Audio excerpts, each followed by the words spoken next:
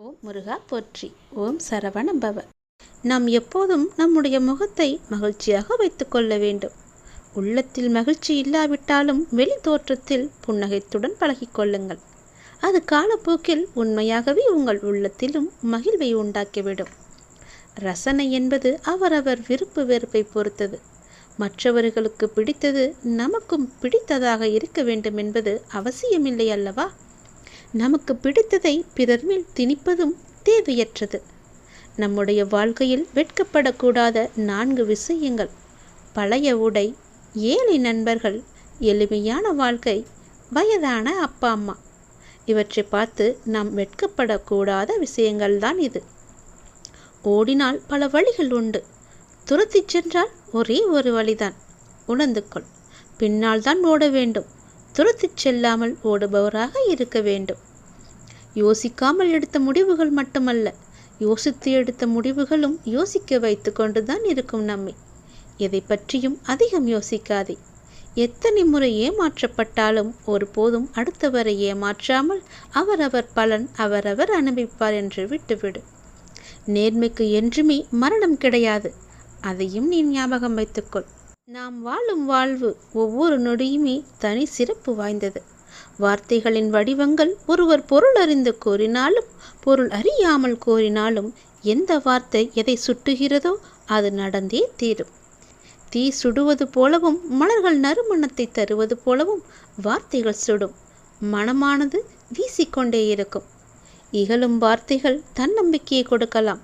இனமற்ற வார்த்தைகள் விரிசலை கூட ஏற்படுத்தலாம். கவனமற்ற வார்த்தைகள் காயத்தை ஏற்படுத்தலாம். கசப்பான வார்த்தைகள் விஷத்தை கூட நமக்கு பாய்ச்சலாம். கடுமையான வார்த்தைகள் மனமுடையச் செய்யலாம். காரமான வார்த்தைகள் பகையை வளரச் செய்யலாம். கூறிய வார்த்தைகள் நெஞ்சை பிளக்கச் செய்யலாம். போலியான வார்த்தைகள் தற்கொலையை தூண்டலாம். சுடுகின்ற வார்த்தைகள் எரிச்சலை ஏற்படுத்தலாம். புறங்கூறும் வார்த்தைகள் மன அழுத்தத்தை கொடுக்கலாம். வன்மையான வார்த்தைகள் கோபத்தை விதைக்கலாம். வஞ்சனை வார்த்தைகள் வாழ்வையே கெடுத்துவிடும். வார்த்தைகளானது ஆழ்மனதின் விதைகள். எண்ணங்கள், செயல்கள், கனிகள். சுடு சொல்லால் சுருங்கி போகும் முகம், கடுஞ்சொல்லால் கருதி போகும் இதயம். திரும்ப பெற முடியாதவை என்று 3 இருக்கிறது. அவையானது தொடுக்கப்பட்ட அம்பு, திரும்பி வராது. கழிக்கப்பட்ட காலம், அதுவும் திரும்பி வராது. விடுக்கப்பட்ட சொற்கள், அதுவும் திரும்ப வராது. எனவே வார்த்தைகளை நாம் மிகவும் கவனமாக கையாள வேண்டும். நல்லதையே கொடுப்போம், நல்லதையே பேசுவோம், நல்லதையே நாம் பெறுவோம். நாம் எதை கொடுக்கின்றோமோ அதைதான் பிறகு திரும்ப பெறுவோம். அதனால் நல்லதையே நாம் கொடுத்தால் நல்லதுதானே நமக்கு திரும்ப வரும். பொறுமையை கையாளுங்கள், நம்பிக்கையை அதிகப்படுத்துங்கள் என் மீது. பொறுமையும் நம்பிக்கையும் மட்டும் உன்னிடத்தில் இருந்து விட்டால் போதும். உன்னை மிஞ்சிக்கொள்ள யாருமே இந்த உலகில் இருக்க மாட்டார்கள். உன்னுடைய ஆற்றலானது தனித்துவமிக்கது. அந்த ஆற்றலை நீதான் பொறுமையாக கையாள வேண்டும். என் மீது நம்பிக்கை வைத்து ஒவ்வொரு செயலையுமே நீ செய்ய வேண்டும். ஒவ்வொரு செயலுக்குமே எதிர்வினை என்று உண்டு. வினை விதைத்தவன் வினையை மட்டும்தான் அறிப்பான். நாம் நல்வினையை செய்தால் நல்வினை தானே நமக்கு அறுபடும். அதனால் நல்வினையை நாம் செய்வோம், நல்லதை செய்வோம், நல்லதை பார்ப்போம், நல்லதையே கேட்போம். தீயது நடக்கும் இடத்தில் நமக்கு அங்கு வேலை இல்லை என்று ஒதுங்கி நிற்போம். நல்லது நடந்தால் நமக்கும் நல்லது தானே, நம் வாழ்வுக்கும் நல்லது தானே.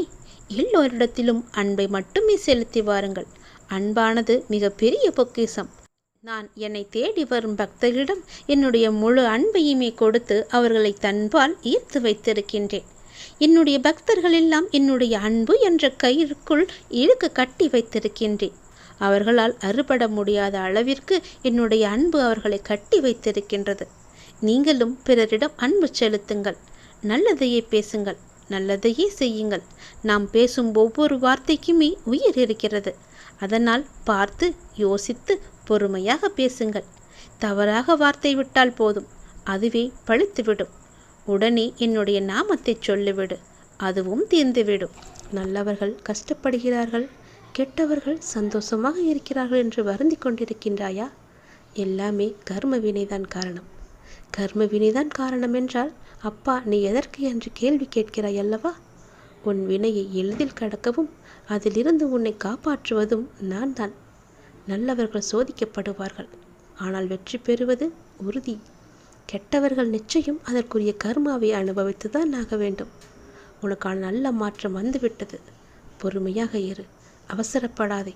நீ அவசரப்பட்டு வந்த மாற்றத்தை எல்லாம் நீ தொலைத்து விடாதே. பொறுமையாக இருந்தால் உன் கைமேல் உனக்கு பலன் கிடைக்கும்.